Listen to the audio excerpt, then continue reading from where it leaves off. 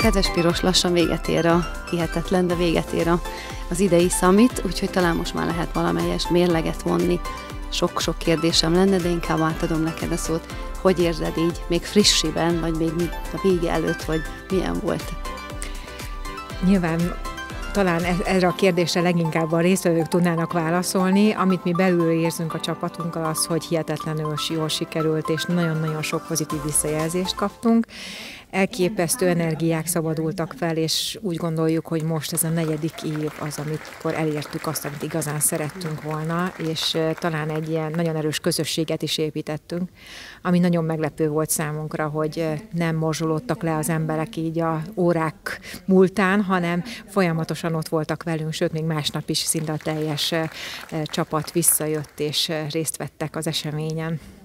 Most ugye elcsodálkoztam a morzsolódáson, de értem, de olyan helyszínen vagyunk, ahova sok fele lehetne venni, és szabadidős programot szervezni nyilván, de itt volt egy konkrét cél, és sok-sok összetevője van ennek a summitnak, amit egy kicsit avassuk be a hallgatókat, hogy mi minden történt itt az elmúlt, hát ahogy vesszük 3-4 nap alatt. Kezdeném onnan, hogy alapvetően ugye ez már a 4. alkalommal került megrendezésre ez az esemény, és egy kicsit most 19-re lapot húztunk, mert plusz 3 nappal bővült az eseménysorozat. 2 delegációt fogadtunk, az egyik volt a felsőoktatási delegáció, akikkel 3 nagyon fontos egyetemet látogattunk meg, illetve a másik pedig a business szekció, ahol a businessek, a University of Central Florida, tehát a Közép-Floridai Egyetem, amely USA második legnagyobb egyeteme, velük kooperál egy soft landing, egy puha érkezési programot dolgoztunk ki azoknak a cégeknek, akik az amerikai piacon szeretnék megvetni a lábukat. És erre a 2-3 napra tevődött rá még a 2 nap, a 2 nagy nap, amire a konferencia tevődött tulajdonképpen, és erre az eseményre érkeztek még pluszban nagyon sokan, úgyhogy minden elképzelésünket meghaladta az, ami ma és tegnap történt. Még menjünk bele egy kicsit, hogy mi minden történt. Ugye említetted az első 2 nap ugye az egyetemi világot, tehát az oktatás világát, illetve az üzleti világot, de 2 másik fontos világ is van, amiben itt egy kicsit belemerültünk. Ugye az egyik a community, vagyis a közösségi, a másik meg a sport. És akkor kezdjük egy kicsit azzal, hogy amikor mi megérkeztünk, ugye a résztvevők, hogy egy filmet néztünk meg, hogy miért ezt, és hogy kivel, ezt inkább rád hagyom, hogy elmond. Egy nagyon fontos filmet néztünk meg, hiszen azt gondolom, hogy egy olyan filmet sikerült bemutatnunk, amit generációkon átívelően is sokan értik és megértik.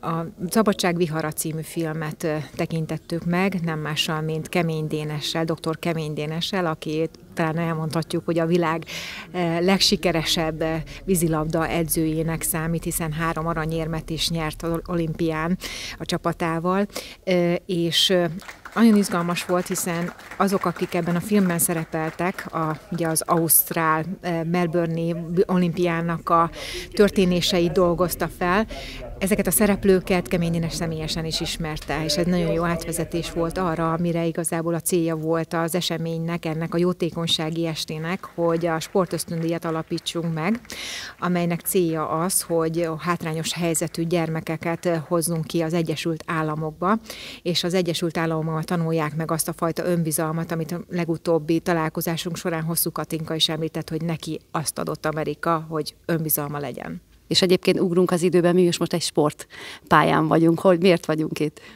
Ez egy magánakadémia, DME Academy.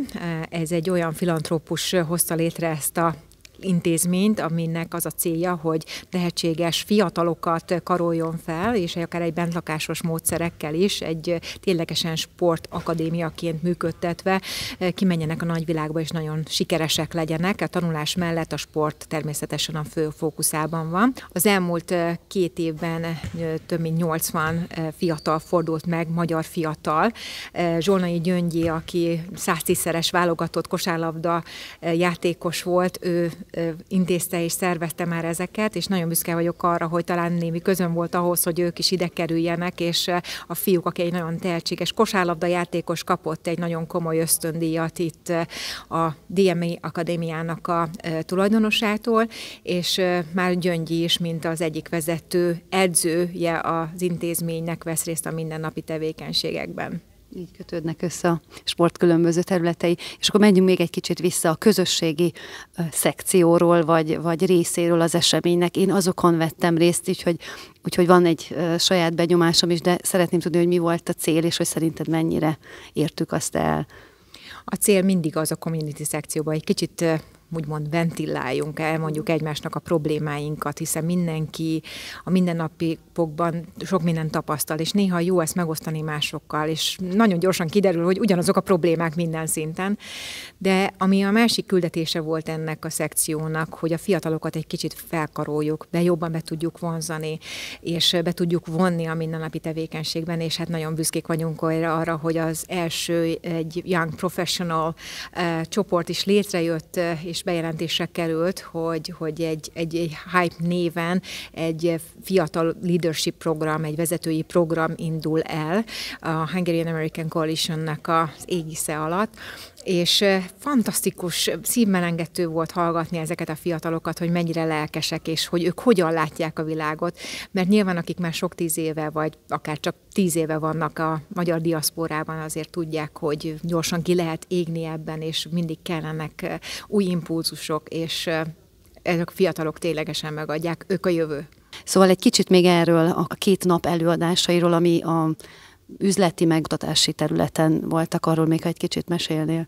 Nagyon fontosnak tartottuk azt, hogy olyan példákat mutassunk be a közönségnek, amelyek magyar kötődésű, de Amerikában már sikeresek voltak, vagy lettek, vagy lesznek biztosan. És nagyon megtisztelő volt, hogy tényleg olyan kaliberek jöttek el, amelyek ténylegesen Amerikában is unikornisnak fognak számítani, tehát hogy a startup világnak a legnagyobb elismerését fogják hamarosan elnyerni. Így volt a Genomate Health dr. Petákkal, amire nagyon büszkék vagyunk, hogy 2 nagykövetünk is volt az eseményen, és diplomatáink is itt voltak, sőt, még ugye a fővédnöke az eseménynek, Takás Szabolcs nagykövet úr volt, és még élőben ő is bejelentkezett. Azt gondolom, hogy egy nagyon barátságos, egy nagyon kellemes hangulatot tudtunk megvalósítani. Tényleg kicsit olyan családias is volt a hangulat, annak ellenére, hogy tényleg magas volt a résztvevői szám.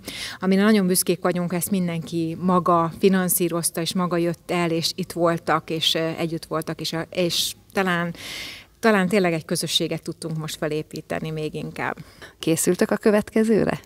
Természetesen készülünk, bár minden egyes alkalom után előtt azt mondom, hogy soha többet nem szervezzük, de olyan hihetetlen, hogy most már 4-5 helyszín ingyenes felajánlásunk van, sőt, vidéki egyetemek többen megkerestek, hogy szeretnék, hogy őket is elvigyük, a delegációt, akit jövőre viszünk haza, hogy vigyük el hozzájuk. Ami egyszerűen színmelengető, hogy nem tudom, tényleg 5-6 olyan amerikai jelentkezett be, hogy jövőre 100%, hogy eljönnek velünk Magyarországra. Szóval ez a fajta pozitív turbulencia, talán ez meghozza a gyümölcsét. Nagyon fontos, hogy mi nem Floridára szeretnénk csak fókuszálni, hanem egész Egyesült Államokra, de azt gondoljuk, hogy ez egy jó mintaértéket tud képviselni, és ezeket lehet másolni a későbbiekben, és talán egy olyan értékteremtő folyamatot tudunk ebben kialakítani, ami másokat is tud inspirálni arra.